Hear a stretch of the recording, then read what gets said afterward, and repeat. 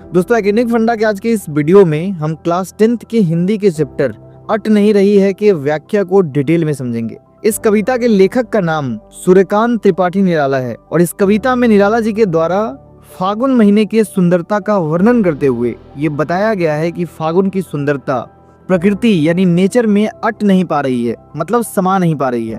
फागुन महीना हिंदी कैलेंडर का सबसे लास्ट मंथ होता है, जो इंग्लिश कैलेंडर के अकॉर्डिंग फरवरी एंड से शुरू होता है और मार्च एंड में खत्म होता है। और आपको पता है कि इस टाइम पर ठंड खत्म होने वाली होती है और काफी सुनहरा मौसम होता है और बिल्कुल इसी मौसम के बारे में इस कविता में जिक्र किया गया है।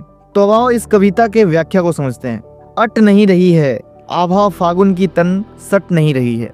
अट मतलब समाना, आभा मतलब चमक और तन मतलब शरीर, बॉडी।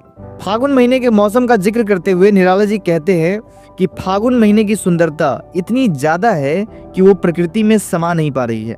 अगला काव्यांश है, कहीं सांस लेते हो, घर घर भर देते हो, उड़ने को नभ में तुम पर कर देते हो, आंख हटाता हूँ तो हट नहीं रही है।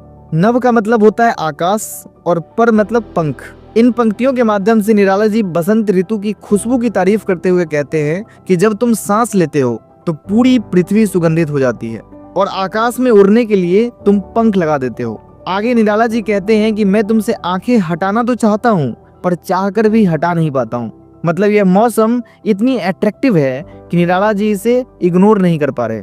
इस कविता का सबसे आखिरी काव्यांश है, पत्तों से लदी डाल, कहीं हरी कहीं लाल, कहीं पड़ी है उर्मे मंद गंध पुष्पमाल, पाट पाट शोभाश्री पट नहीं रही है। उर मतलब हृदय, गंध मतलब खुशबू, पुष्पमाल मतलब फूलों की माला, पाट पाट मतलब जगह जगह, शोभाश्री मतलब सुंदरता से भरपूर और पट मतलब समाना। इन पंक्तियों के माध्यम से निराला जी कहते हैं कि फागुन महीने में पेड़ की डालियां पत्तों से लदी रहती है, जिसके कारण कुछ पेड़ हरी तो कुछ पेड़ लाल दिखाई देती हैं और ऐसा लगता है कि प्रकृति ने अपने हृदय में सुगंधित फूलों का माला पहना हुआ है। और एक बार फिर कवि कहते हैं कि फागुन के महीने में इतनी सुंदरता भरी हुई है कि वो प्रकृति में समा नहीं पा रही है। तो यही था इस कविता का एक्सप्लेनेशन। हिंदी के बाकी चैप्टर्स के कंप्लीट एक्सप्लेनेशन के लिए हिंदी के प्लेलिस्ट को चेक करो, लिंक डिस्क्रिप्शन में है। अगर इस चैप्टर के नोट्स चाहिए तो नीचे कमेंट करो। मिलते हैं नेक्स्ट वीडियो में।